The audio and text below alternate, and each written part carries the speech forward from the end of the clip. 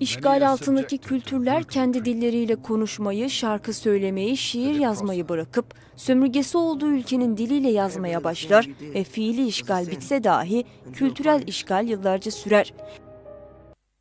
Mezopotamya'da yaşayan kadim halklardan biri olan Kürtler de bulundukları coğrafya nedeniyle hem fiili hem de kültürel işgali iliklerine kadar hissetmiştir.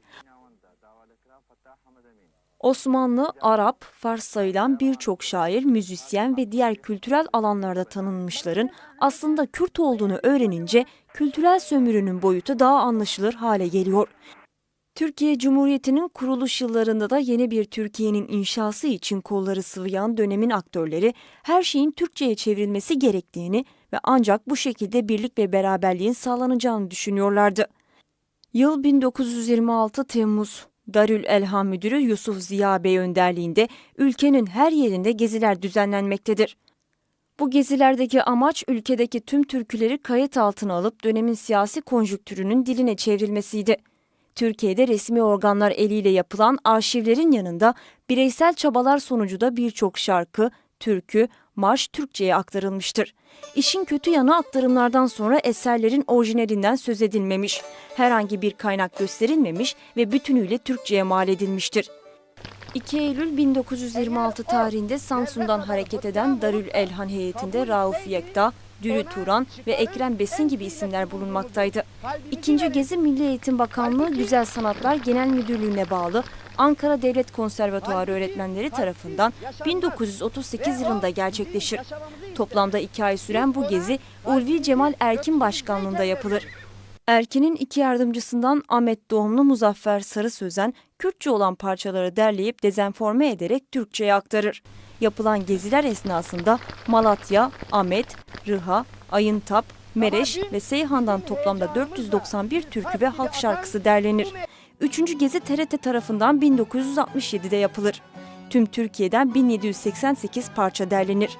Dördüncü gezi Kültür Bakanlığı Milli Folklor Araştırma Dairesi tarafından 1976 yılında gerçekleşir.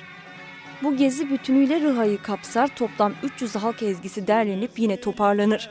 Derlemeler sonucu elde edilen Kürtçe parçaların çoğuna Urfa ağzı, Diyarbakır ağzı, Antep ağzı gibi tanımlamalar getirilmiştir. Toparlanan bu türkü ve halk ezgilerinin ilk icraları Ankara Radyosu Müdürü Mesut Cemil Bey'in önerisi üzerine bir heyet tarafından yapılması öngörülmüştür.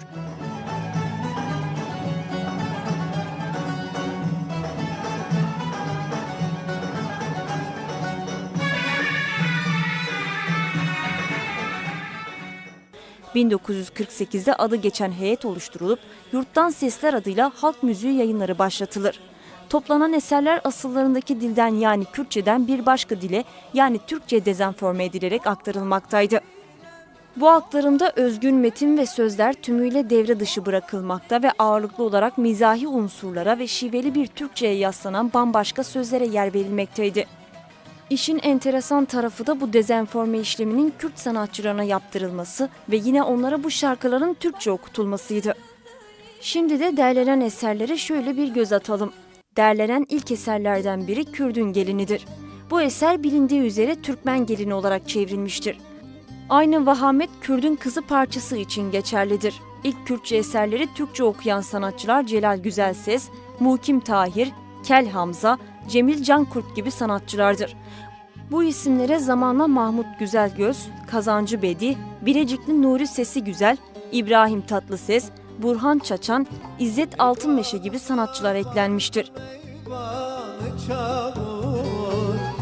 Odasına vardım eller hamur, uykudan uyanmış gözleri mahmur, ömrümde görmedim böyle gelini.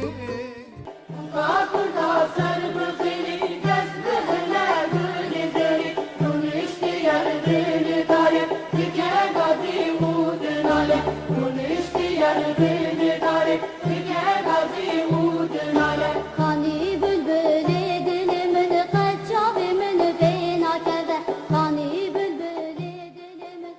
Deloria adlı parçayı Güler Işık yıllarca kulaklarımıza Şeyyani olarak fısıldadı. Şeyyani yani, anlarsın yani.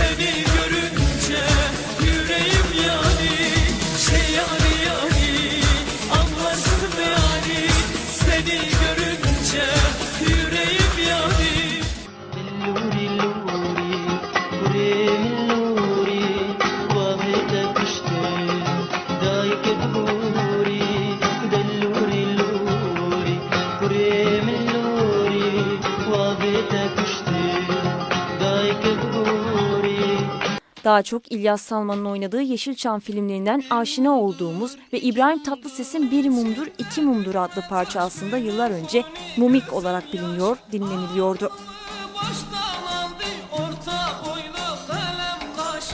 Hne Bin'in Lidestek'in adlı parçada bu coğrafyada gelinin kına gecesinde söylenen ve gelinin annesi tarafından gözyaşları eşliğinde dinlenilen kınayı getir anne olarak çevrilmiştir. Şiru şerbeti çekin, şiru şerbeti çekin. Dıddine de Settıştene adlı parçada sonraları İbrahim Tatlıses tarafından bu dünyada 3 şey vardır olarak dinlendirilmişti.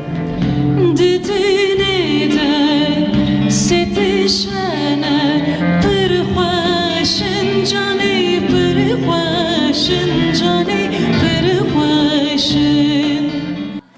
Yine Lao Destem'in Berde adlı parçasını yurdun muhtelif sanatçıları Makaram Sarı Bağlar diye dillendirmişlerdi.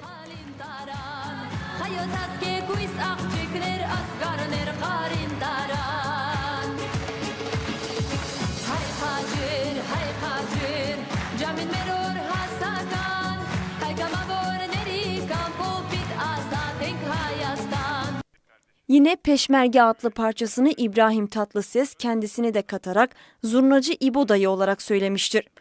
Özellikle belirtilmesi gereken bir anekdot da şu ki PKK öncülerinden Delil Doğan tarafından yine PKK öncülerinden abisi Mazlum Doğan anısına yapılmış bir beste olan Cane Cane'yi İbrahim Tatlıses gazinolarda, düğün salonlarında Caney Caney olarak okumuştur.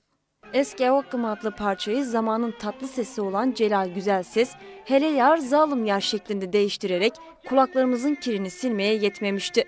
Bazı kaynaklara göre Zahid Birifkani'nin, bazı kaynaklara göre ise anonim bir kırtgiye olduğu söylenen Leyla parçasını da Özcan Deniz alıp bir güzelce rezil etti.